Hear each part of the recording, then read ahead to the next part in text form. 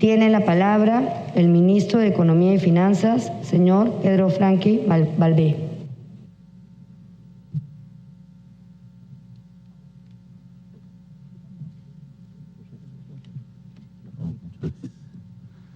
Muy buenos días, señora presidenta del Congreso, señores congresistas. Pido permiso para usar una presentación y poder retirarme la mascarilla, presidenta.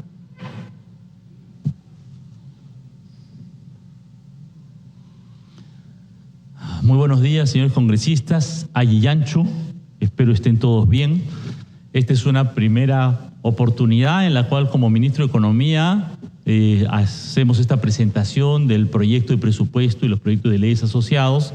Y como ustedes saben, esto será materia de un diálogo importante los próximos meses a través de la Comisión de Presupuesto, a través de la Comisión de Economía, en las cuales reitero mi firme convicción de que una política de concertación, de diálogo, nos permitirá tomar las mejores decisiones para el Perú. La siguiente, por favor. Primero quiero presentar la siguiente, por favor. Primero quiero presentar un poquito el panorama de la economía, sin el cual es imposible entender el presupuesto. La siguiente, por favor. Esto está contenido en un documento que es el marco macroeconómico multianual que da base para el presupuesto. Tenemos un proceso de vacunación que ha aumentado a nivel global y que, bueno, sabemos que existe un riesgo de la tercera ola que está afectando a otros países. Todavía nuestro país es todavía un riesgo importante, aunque no presente. La siguiente, por favor. Pero estamos en un contexto en el cual la recuperación económica mundial está viniendo de una manera importante.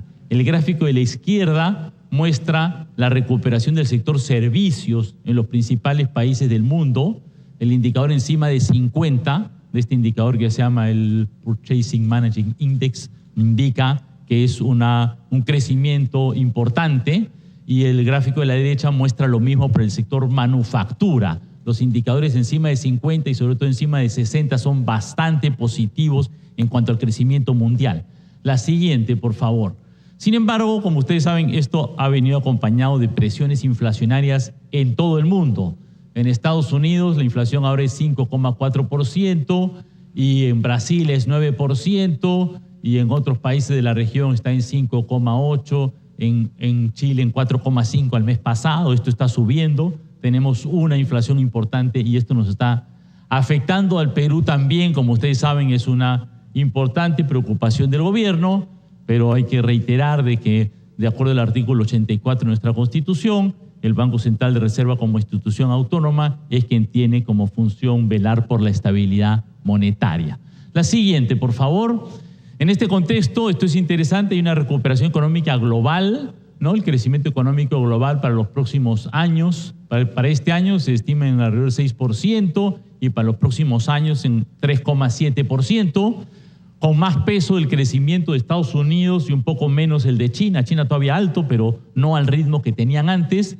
En Estados Unidos, sobre todo por las políticas promovidas por el nuevo presidente Joe Biden, que tiene un paquete de impulso fiscal muy importante. La siguiente, por favor. Y esto ha significado que nuestros precios de exportación están al alza. Hacia comienzos de año, las estimaciones del MEF eran que el cobre estaría en 330 centavos de dólar la libra. El próximo año, nuestra proyección ahora es que van a ser 390 centavos de dólar la libra el próximo año. Como he dicho, es una proyección más bien conservadora. Ahorita está encima de 400, pero las proyecciones, las estimaciones globales muestran que probablemente hay una cierta tendencia a la baja. La siguiente, por favor. Esto es muy importante, la siguiente, porque esto tiene que ver con los ingresos que disponemos. Y eso tiene que ver también con el crecimiento económico en el Perú.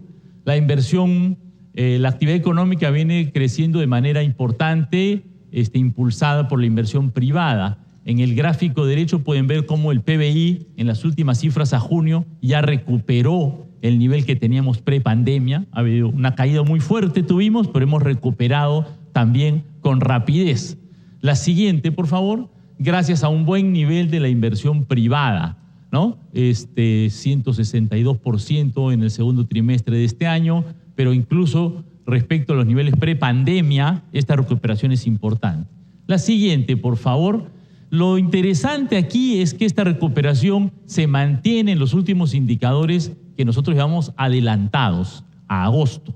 El PBI se mide con cierto retraso, recién tenemos la cifra de junio, pero bueno, nosotros queremos saber cómo estamos ahorita en agosto, ¿no?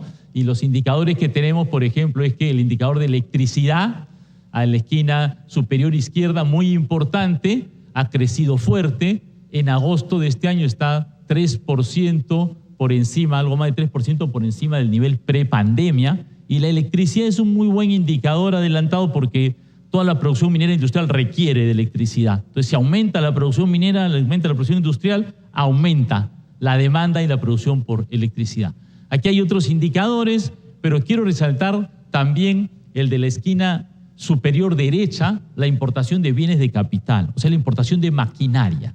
Y como ustedes saben, la inversión privada tiene mucho que ver con la importación de maquinaria, porque en nuestro país producimos poca maquinaria. Y el indicador muestra que la línea roja, la importación de bienes de capital, está muy fuerte, incluso en agosto respecto al nivel prepandemia, o sea, en relación a agosto del 2019, esa importación está 27% por encima de lo que fue el 2019. Es decir, hay una recuperación interesante que a mi juicio tiene que ver, yo digo, se ve en las calles, donde se ve mucho más movimiento, ¿no? La gente está saliendo de la pandemia y creo que está reactivándose el movimiento económico, ¿no? Yo lo siento un poquito más como olfato, ¿no? En el movimiento que se ve en la calle, ¿no?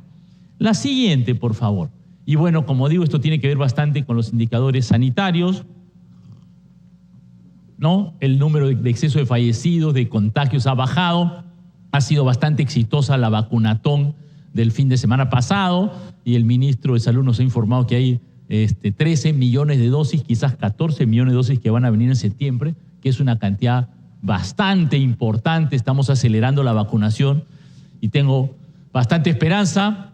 Hay que tener mucho cuidado y seguirse cuidando, pero creo que tengo esperanza de que podamos evitar una tercera ola grave como las anteriores. Y lo digo porque esto, junto con el tema de salud, tiene pues un enorme impacto económico, ¿no? A mantener los aforos, ampliar la actividad, ¿no? Las posibilidades de actividad en diversos sectores, es algo que hemos estado discutiendo en el Consejo de Ministros y hemos ampliado un poquito las posibilidades a ese respecto. La siguiente, por favor. Entonces, nuestra proyección clave es que el crecimiento este año sería 10,5%. Algunos analistas han señalado que esto es optimista, pero justamente luego que sacamos nuestra proyección, la Comisión Económica para América Latina ha proyectado 10,6% y la agencia Moody's ha proyectado 12%. Entonces, en realidad, no son proyecciones optimistas, son proyecciones, digamos, realistas, quizás ligeramente conservadoras, ¿no? La actividad económica viene bien. Esto es verdad, es bastante incierto, porque la epidemia nos plantea una situación que nunca habíamos vivido, ni respecto a la enfermedad, ni cómo se va a comportar económicamente la gente. Hay que reconocer que estemos en una situación en la cual hacer proyecciones económicas es particularmente complejo. La siguiente, por favor. Pero, como digo, lo que sustenta es, bueno, tenemos una inversión privada que ha crecido bastante.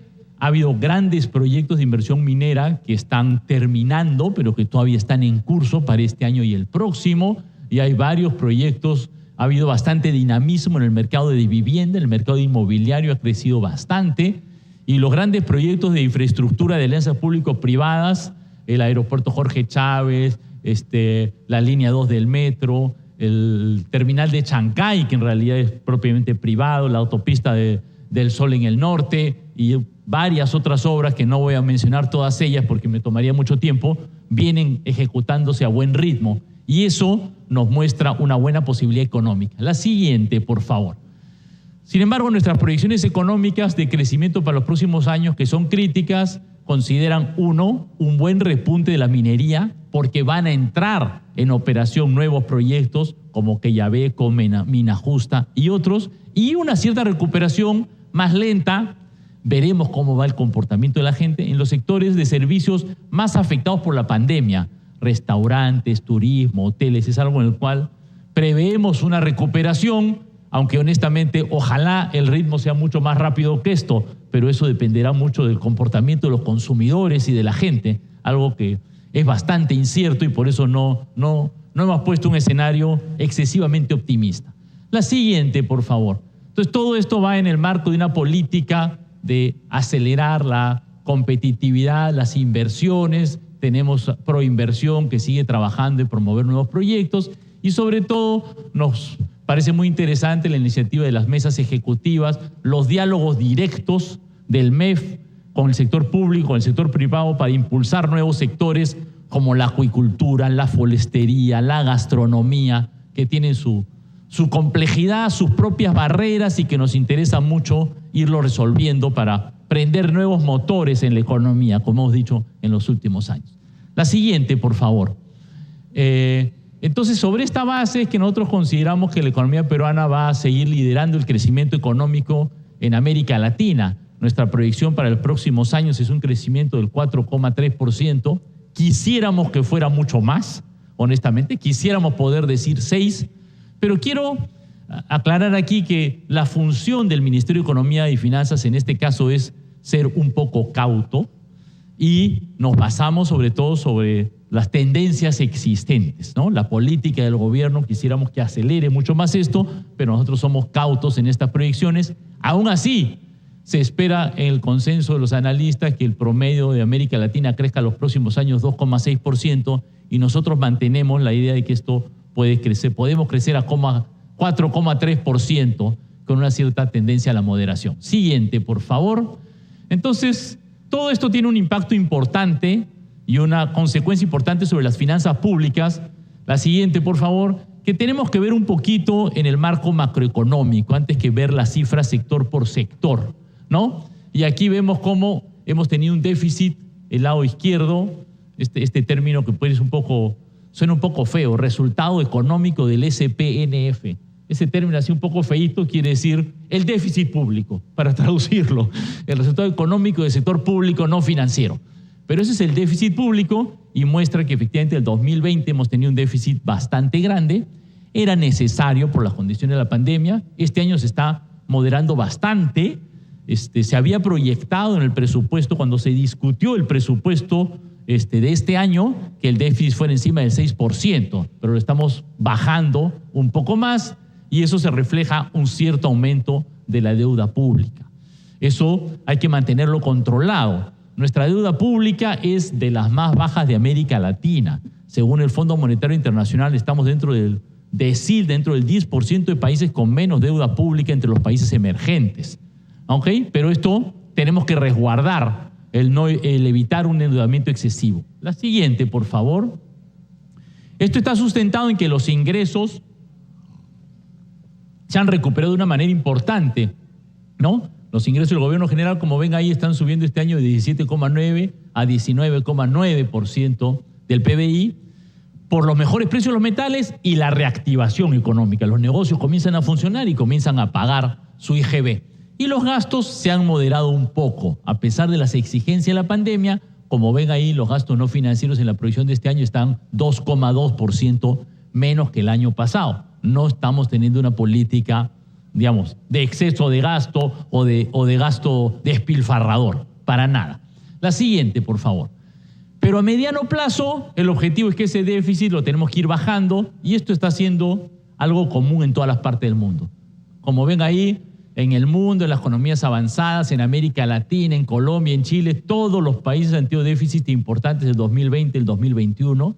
Colombia y Chile, por ejemplo, dos países cercanos de la Alianza del Pacífico, han tenido déficits de este año mayores o casi similares a las del año pasado. Nosotros sí estamos reduciendo el déficit de manera significativa, y otros países todos tienen una tendencia de reducción al déficit, pero fíjense que el promedio de América Latina es el déficit de este año 5,7, más que el Perú, y la tendencia es que esto rebaje hasta 3,6% dentro de 4 años. La siguiente, por favor. ¿Por qué lo digo esto? Porque si el promedio de América Latina está pensando que el déficit de este año es 5,7 y bajar a 3,6, nosotros estamos en 4,7 y lo queremos bajar a 1,7 y luego a 1%. Entonces, nuestra propuesta de equilibrio fiscal, de sostenibilidad fiscal, es de una reducción importante para que nuestra deuda no se dispare, ¿no? Todavía tenemos unos años en los cuales la deuda va a subir un poquito, pero estamos bien debajo de Digamos, un nivel de 40% que en algún momento se ha planteado como un nivel importante. Hay cierta discusión entre los economistas respecto a cuál es el nivel adecuado, pero este nivel de deuda va a ser, en los próximos años, si cumple, el más bajo de América Latina, seguramente más bajo que el de Chile. La siguiente, por favor. Bueno, como ustedes saben, hay un tema que tiene que ver con cómo esto nos califican las agencias internacionales, y hemos recibido la noticia ayer de la agencia Moody's, que nos ha rebajado un poco la calificación. Nosotros todavía estamos bien sólidos en el lado de países con grado de inversión. Este es el tema esencial para poder obtener financiamiento fácil, el mantener el grado de inversión, y no es que estamos cerca a perder el grado de inversión para nada. Y la política fiscal, como pueden ver en el gráfico hexagonal al lado derecho, es lo más sólido que tenemos junto a nuestras reservas internacionales netas, poquito más abajo, ¿no? Esa es nuestra solidez, y por eso la política económica apunta a mantener eso, ¿no?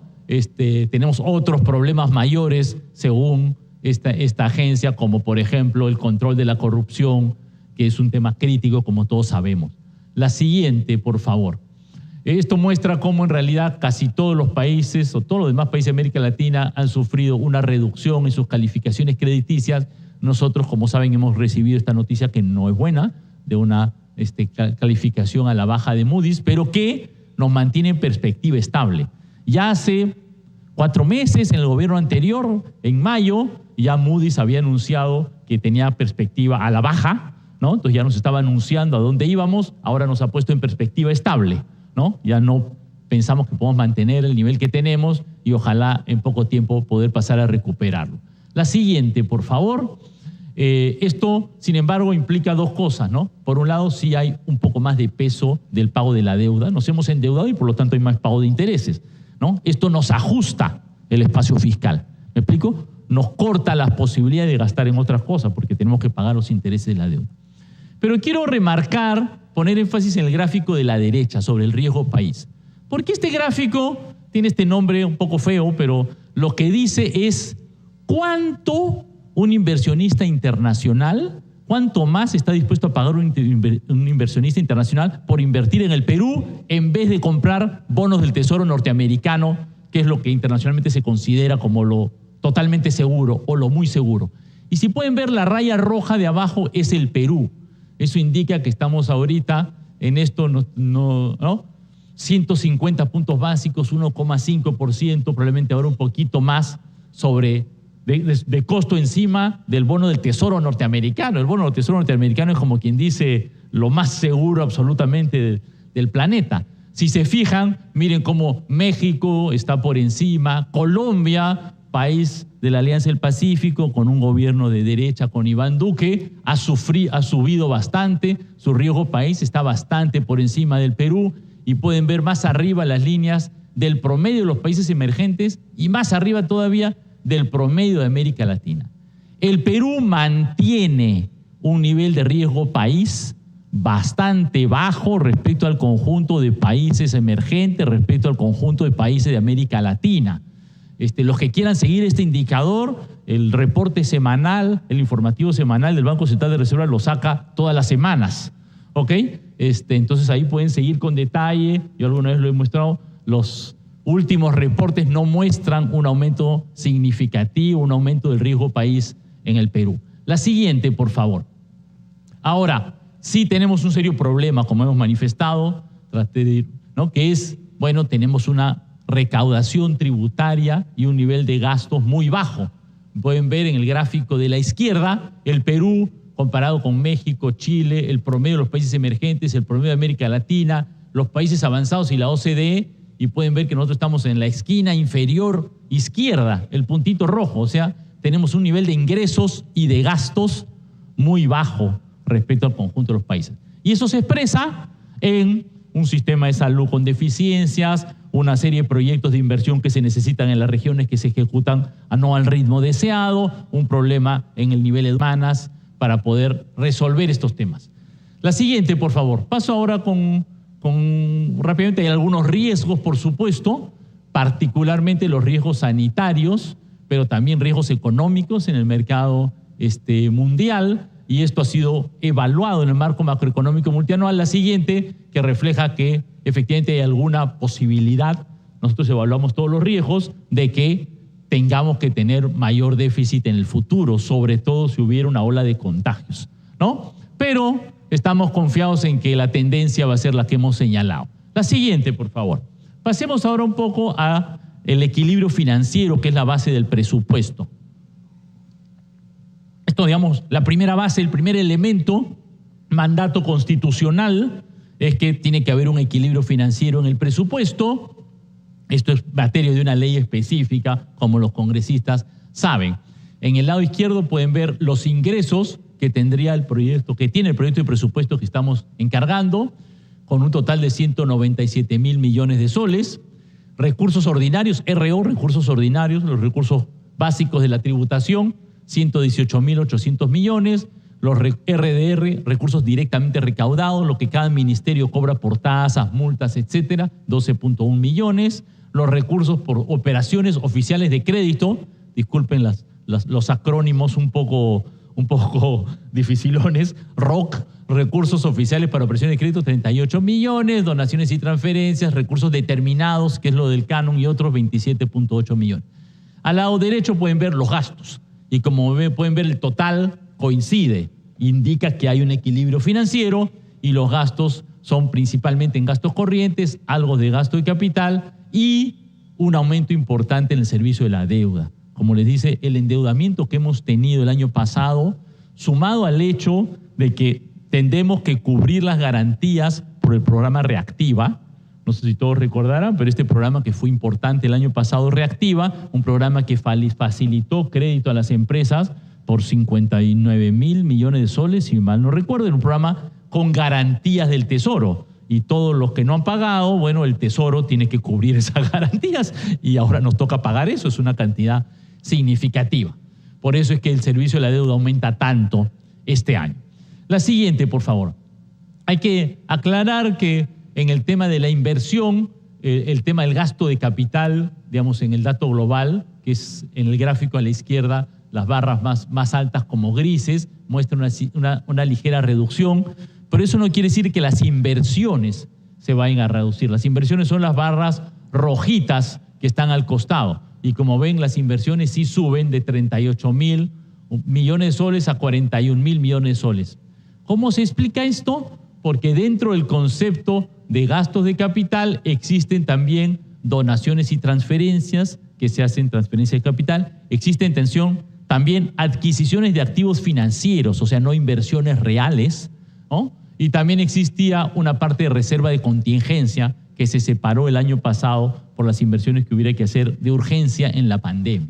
Pero el total de inversión pública, propiamente dicha, que tiene este nombre técnico un poco feo, adquisición de activos no financieros, algunos lo dirán adquisición de activos reales, o sea, inversión productiva propiamente dicha, eso sí está aumentando, como pueden ver en el lado derecho, ¿no? Hasta 42.000 millones de soles. La siguiente, por favor. Pasemos ahora a explicar brevemente la ley de presupuesto. Y estoy haciendo lo posible por ajustarme al tiempo. Pero las materias de presupuesto son un poco amplias y si voy un poco rápido, desde luego, en la parte de la discusión, de responder a las preguntas y luego en la comisión de presupuesto podremos responder con mucho más amplitud cualquier tema, ¿no? Este gráfico muestra el aumento total del presupuesto, lo que llamamos nosotros el presupuesto inicial de apertura, la base, ¿no? Que subiría de 183.000 millones este año a 197.000 millones el próximo año, un aumento del 7,6%. La siguiente, por favor. ¿En qué se basa este aumento? ¿De dónde vamos a sacar la plata? Digamos, ¿no? El elemento esencial, no esencial, pero uno de los más importantes, ¿no? Como ven, recursos ordinarios, es decir, impuestos, básicamente, ¿no? Está aumentando en 19.257 millones en nuestra previsión para el próximo año. ¿Por qué?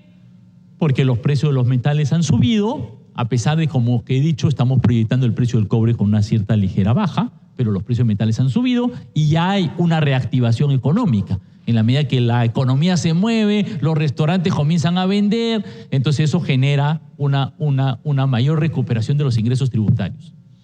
Quiero aclarar aquí, explicar aquí que el proyecto del presupuesto de los ingresos se basa exclusivamente en las leyes tributarias actualmente vigentes, ¿no? Nuestra intención como gobierno, lo hemos indicado ya, es hacer y tomar una serie de medidas tributarias que permitan aumentar los ingresos del Tesoro, particularmente los ingresos tributarios, que son ingresos permanentes, que nos permiten tener una política de mediano y largo plazo.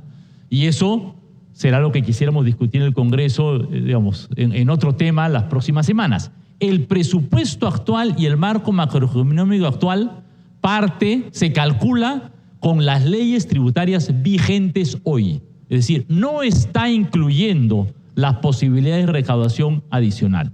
Y como he mencionado, tenemos mucha expectativa de trabajar con el Congreso porque esa recaudación adicional nos permitiría hacer mucho más proyectos en las regiones que sabemos que hay una gran demanda y necesidad en el Perú. A pesar de eso, como digo, con las leyes vigentes calculamos 19.000 millones de soles más de ingresos, una pequeña baja en otros recursos y otros 4.900 millones en recursos determinados que son canon, regalías, que van directamente en el presupuesto según las leyes vigentes, ¿no? La ley de canon, la ley de regalías ya establece una forma de distribución que, digamos, nosotros solo lo copiamos en el presupuesto, no tomamos ninguna decisión, digamos, al respecto. La siguiente, por favor.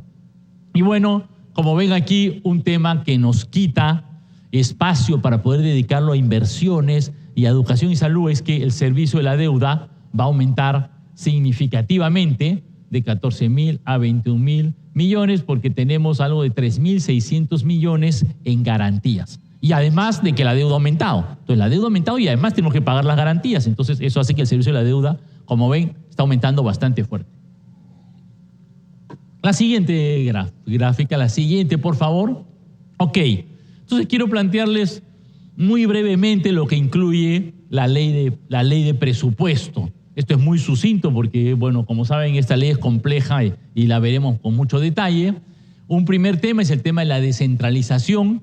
Bueno, el primer tema es que hay buena parte del presupuesto que es no descentralizable, Poder Judicial, Congreso de la República, Ministerio de Defensa, Relaciones Exteriores, Justicia, que, ¿no?, según la ley y en realidad según la necesidad de la gestión pública, son parte de organismos que corresponden a una gestión centralizada. La siguiente, por favor. Ahora, dentro de lo que es la parte que podemos descentralizar, ¿no?, nosotros tenemos una posibilidad de descentralizar la participación del presupuesto por nivel del gobierno, que es de 61%. La siguiente, por favor. Esta es la gráfica que se refiere a los gobiernos regionales. Nuestro presupuesto del próximo año muestra que aumentaría para los gobiernos regionales en el presupuesto de apertura en 1.592 millones, pero hay otros 5.279 millones que se van a descentralizar durante la ejecución del presupuesto. Hay un fondo especial para la continuidad de inversiones de 507 millones. Hay 2.500 millones que tienen que ver particularmente por el tema de salud, porque buena parte de los temas de emergencia sanitaria van a financiar insumos, medicinas y personal que corresponde a los gobiernos regionales. Hay un reconocimiento a la ejecución de inversiones, que es un estímulo que da el Ministerio de Economía y Finanzas para los que tienen mejores inversiones, 1.700 millones de soles que van para medidas educativas. O sea que adicionalmente a lo que está pintado, dicen, ¿no?, como figura del presupuesto, hay 5.279 millones que irán a los gobiernos regionales durante el año de manera adicional. La siguiente, por favor. En el caso de los gobiernos locales, son 3.543 millones de soles adicionales que durante el 2022 se asignarán a los gobiernos locales. También ponemos bastante énfasis en el Fondo para la Continuidad de las Inversiones, 1.792 millones. ¿Por qué? Porque la lógica que estamos aplicando en el Ministerio de Economía y Finanzas es que hay que dar prioridad a terminar los proyectos en ejecución. antes que nuevas inversiones que son muy necesarias, pero tenemos que terminar lo que estamos a medio hacer, porque si tenemos más obras a medio hacer, eso no es bueno para el país, no le da eficacia al gasto público. Para que el gasto público sea más eficaz hay que priorizar que las inversiones que ya están al 25%, al 30%, al 80% continúen. Entonces, esa es la prioridad que tenemos, junto a un programa de incentivos a la gestión municipal de 700 millones de soles que cuando hablo con los alcaldes lo reconocen mucho porque premia a los más eficientes y eso creo que es una muy buena política. Y bueno, hay las transferencias de Trabaja Perú y otros conceptos que se trabajan con los gobiernos locales. La siguiente, por favor. Desde luego aquí parte del tema que hemos tenido es que en algunos rubros, particularmente en el tema de los recursos directamente recaudados, que son los temas que tienen que ver con los impuestos municipales, hay una cierta caída y nuestra política es tratar de compensar eso, en parte también con operaciones de crédito. La siguiente, por favor. ¿Cómo es el tema del presupuesto visto por sus principales funciones, ¿no? Por las principales actividades, digamos, ¿no? que realiza el Estado? Bueno, como dijo el primer ministro, nuestras prioridades son educación, que está subiendo de una manera sustancial en 2.600 millones de soles. En segundo lugar, salud, que está subiendo en 1.200 millones de soles. En el caso de salud habría que aclarar, uno diría, ¿por qué salud sube menos que educación en esta coyuntura? Lo que pasa es que salud ha aumentado fuerte en el año 2020. ¿Me explico? Y aquí, aparte de todo lo que se le está dando en el 2021, aparte de todo lo que se le ha dado este año, le estamos dando un adicional. Ya salud ha tenido una fuerte prioridad y este semestre estamos asignando recursos adicionales para asegurar que la vacunación se acelere. Todos estamos contentos para la vacunación, pero hay que comprar las vacunas, comprar el personal, ampliar los turnos, etcétera, y eso tiene un costo fiscal significativo. Pero está claro que la salud es una prioridad, ¿no? Aquí el incremento no es tan grande porque, como digo, ya el 2021 el presupuesto de salud ha sido un presupuesto ha crecido bastante. Y la tercera gran prioridad aquí es la función agropecuaria, ¿no? Que tiene algo de 1.435 millones de soles adicionales. Aquí hay un tema que luego precisaremos en la Comisión de Presupuesto porque hay el cambio de algunos programas que han pasado de un sector a otro y de hecho esto no está incluyendo además algunos recursos que tiene la Autoridad de Reconstrucción con cambios para este sector que tiene su propia clasificación. Ahí pueden ver, bueno, las otras prioridades. Transportes sigue teniendo un presupuesto bastante grande, ¿no? Transportes es el principal rubro de inversiones, pero tiene ahorita grandes inversiones en cartera y nuestra prioridad ahí es que hay que culminar esas inversiones en cartera. No sé si recordarán, pero el Consejo Fiscal hace unos meses, en el gobierno anterior, dio una voz de cautela diciendo, miren, sabemos que hay muchas necesidades, pero no podemos estar lanzándonos con grandes proyectos muy costosos porque todavía no tenemos el espacio fiscal. Ojalá la reforma tributaria nos permita iniciar estos grandes proyectos que son muy necesarios para el país. La siguiente, por favor. Esta es un cuadro que muestra ya, considerando todas las funciones que tiene el presupuesto público, ¿no? Como ven, educación sigue siendo está priorizado el primero de la lista con 18% del total, en el segundo lugar salud con 11% del total. Aquí tal vez hay que aclarar o explicar que las prioridades del presupuesto no necesariamente implican que no haya otras formas de promover diversos sectores, ¿no? Por ejemplo, el sector minería no tiene mucho presupuesto. Pero eso no quiere decir que la minería no sea importante. Lo que pasa es que la minería lo que requiere es otro tipo de políticas que básicamente no son políticas que requieran mucho presupuesto. ¿Me explico? Requiere atender los conflictos sociales, requiere, nosotros, dialogar con los inversionistas, requiere establecer un clima favorable, no requiere mucho personal, muchos insumos, mucho presupuesto. En cambio, educación y salud son rubros que siempre se llevan la mayor parte del presupuesto. ¿Por qué? Porque educación requiere pagarle a todos los maestros, comprar todos los útiles escolares, tratar de invertir en los colegios donde tenemos una brecha de inversiones enorme, etcétera. Lo mismo pasa en salud. Entonces, tal vez explicar que las prioridades presupuestales no son exactamente lo mismo que las prioridades políticas, ¿no? Hay una serie de políticas que no requieren tanto recurso público y hay otras políticas que sí requieren mucho recurso público, ¿ok? Tal vez aclarar eso, ¿no? Que un rubro esté abajo en la lista del presupuesto no quiere decir que no tenga prioridad política o que sea importante para la economía, simplemente que los mecanismos de impulso son distintos. La siguiente, por favor. Esta es la anterior, es el presupuesto por funciones, este es el presupuesto por sectores.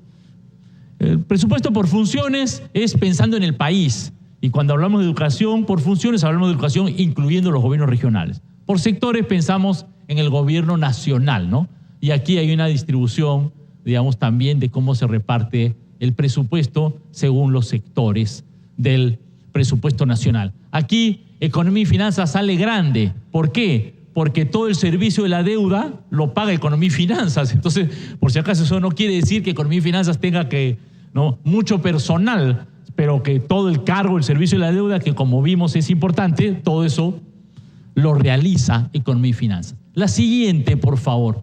Me quedan 6 minutos y presentaré brevemente 5 prioridades. Muy rápidamente, ya lo explicaremos más rápido, no quiero pasarme, ojalá, el tiempo. Bueno, en el tema de salud, la siguiente, por favor, ¿no? El aumento, como hemos mencionado, es un aumento de 1.200 millones, sobre todo para aseguramiento universal en salud, una parte para incremento remunerativo y una parte para suministros médicos. La siguiente, por favor, son, me parece, 5 o 6 ejes estratégicos. El primero, atención a la emergencia sanitaria. Continuamos con esto, 1.100 millones. El segundo, el acceso al cuidado y atención integral en la salud, todo lo que es el SIS, ¿no? Y las atenciones a otras enfermedades, otros 1.100 millones de soles. La siguiente, por favor, medidas para el personal de salud. Aquí tenemos las remuneraciones en general, que son importantes, sobre todo de Lima, 3.000 millones de soles, y también algunas partes de incrementos remunerativos, ¿no? Hay 3 conceptos distintos de conceptos remunerativos que cumplir por compromisos tomados ya previamente. Hay un cuarto tema que tiene inversiones en salud, 979 millones. Honestamente, quisiéramos invertir muchísimo más en salud. Hay una gran demanda de las regiones por hospitales, por equipamiento de centros de salud. Yo espero honestamente que con la reforma tributaria podamos tener esto como una gran prioridad, amarrar esto como una gran prioridad. Y bueno, descentralización es todo el gasto de los gobiernos regionales, es 9.500 millones de soles. La mayor parte del gasto en salud es gasto descentralizado. La siguiente, por favor. La siguiente, pasamos esto rápido. La siguiente, educación. Educación también tiene una prioridad fuerte, 18% del presupuesto, un aumento importante, el mayor aumento de todos los sectores, 2.600 millones de soles. La siguiente, por favor. Lo primero, como eje de prioridad, retorno a la presencialidad. Hay que adecuar los colegios, hay que darles mantenimiento y hay un proyecto especial de inversiones para que los colegios estén en buen estado. En segundo lugar, desarrollo profesional docente. Hay una parte de remuneraciones, pero hay que ponerle importancia también a las evaluaciones docentes. En tercer lugar, la innovación tecnológica. Esto nos parece muy importante, al ministro de Educación lo considera y yo estoy muy de acuerdo con él en que aquí hay que plantearnos los temas de la educación híbrida, del internet, de las tabletas, no solo por la pandemia, sino que es una oportunidad de proyectarnos hacia la educación del futuro, ¿no? La siguiente, por favor. En cuarto lugar, la educación superior, 5.000 millones de soles. En quinto lugar, la atención integral de poblaciones vulnerables, educación bilingüe, zonas rurales, 1.000 y algo de millones de soles. Y la descentralización, el peso de los gobiernos regionales siempre es grande, 17.000 millones de soles. Uy, ya me pasé la hora. Gracias, presidenta, por el tiempo adicional. Estaba corriendo un poco. Le agradezco mucho, señores congresistas. La siguiente, por favor. Tercer tema. Prometo no hacer las media hora, sino un poquito menos. Tercer tema, la función agropecuaria. Clave aquí, continuidad de inversiones. Sobre todo, como ustedes saben, irrigaciones. El tema del agua es clave en los ejes importantes. Hay otros proyectos que ya son más de inversión privada o público-privada, como Maje-Siguas, y otros que tenemos que poner en marcha. Es otro tema que conversaremos con la representación nacional en su momento, pero continuidad de inversiones es un tema esencial. Y el segundo tema es lo que llamamos gestión agraria, la sanidad y la innovación. La sanidad agraria agropecuaria es muy importante porque el control de las plagas nos permite aumentar la productividad y también acceder a mercados internacionales. Diversos mercados internacionales son muy cuidadosos respecto a la posibilidad de que les exportemos si es que hay posibilidades de contaminación por plagas en el Perú, y eso nos abre mercados. Y en segundo lugar, el tema de la investigación e innovación agropecuaria. Resalto esos dos de los varios que hay, porque me parece que también en este tema tenemos una prioridad muy importante en el país, porque hay muchos productos, muchos cultivos, hay que llegar a las zonas rurales de la selva más alejadas con nuevas oportunidades de negocios, y eso pasa por un nivel de investigación e innovación. Y en quinto lugar, el tema del acceso al financiamiento agrario.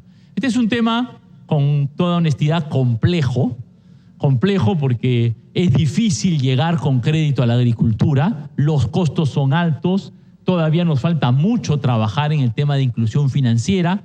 Esperamos que más adelante la discusión de una buena sinergia de un Banco de la Nación fortalecido con las cajas y otras instituciones nos permita manejar esto, pero de todas maneras tenemos en el presupuesto el Fondo Agroperú, que es un fondo de financiamiento subsidiado para los pequeños productores para ayudarlos en estas campañas. La siguiente, por favor, la siguiente, pasamos esto con rapidez, la siguiente, alivio a la pobreza. El tema de protección social sigue siendo un tema crítico porque la pandemia nos ha dejado heridas, nos ha dejado daños, nos ha dejado huérfanos, ¿no? Nos ha dejado familias enlutadas, ¿no? Y aquí tenemos que trabajar bastante. Hay que mejorar también todo el tema de la alimentación y las ollas comunes. Sé que he tomado con atención que en la presentación del gabinete varios congresistas tienen esta preocupación porque es una preocupación real, y entonces tenemos aquí 150 millones de soles más para los diversos programas sociales que tenemos que ver cómo optimizamos la inversión en este tema y la adecuamos a la nueva situación también. La siguiente, por favor. Y desde luego hay temas que tienen que ver con la infancia, que nos parece, y la adolescencia, los adultos mayores, que nos parecen muy importantes. Hay que fortalecer CUNAMás y mejorar la asistencia alimentaria. Necesitamos atender a las poblaciones vulnerables, ¿no? El tema de la orfandad y del acceso de los adultos mayores a los servicios son temas que hay que irlos mejorando. La siguiente, por favor. Finalmente, empleo y productividad. Un tema esencial que hemos planteado es el tema de un programa de empleo temporal. Estos son programas de asistencia que nos parecen bastante interesantes porque le dan empleo a la gente, ayudan a hacer pequeñas obras, ¿no es cierto?, de ejecución rápida, pero también son empleo, ¿no? No es lo mismo que un regalo, y son lo que nosotros llamamos autofocalizados, ¿no? Quienes van a buscar un empleo temporal es alguien que realmente lo necesita. El que ya tiene un trabajo informal que le da algún ingreso no va a buscar un empleo temporal, ¿no? Tiende a captar a los que realmente están en necesidad. Y uno de los rubros que funciona de esta manera, parte del programa Trabaja Perú, es el mantenimiento de vías vecinales. Este es un programa que es intensivo en empleo, que usualmente tiende a generar bastante empleo en zonas rurales, en zonas alejadas, y ayuda al tema de la transitabilidad de los caminos rurales, que es un tema crítico, porque ayuda a la economía. Sin un camino en buenas condiciones no hay forma de sacar los productos en muchas zonas, y además ayuda a la propia atención de educación, a la propia atención de la salud, ¿no? Los enfermos tienen que salir de una comunidad alejada cuando tienen un cierto problema, y si el camino, la trocha está en pésimas condiciones, entonces eso nos genera un cierto problema. Y tenemos un énfasis también en mejorar la competitividad turística. El sector está golpeado, pero tenemos que ponerle énfasis ahí. Esperemos que la demanda regrese rápido, pero tenemos, yo creo, muchas oportunidades en el sector turismo.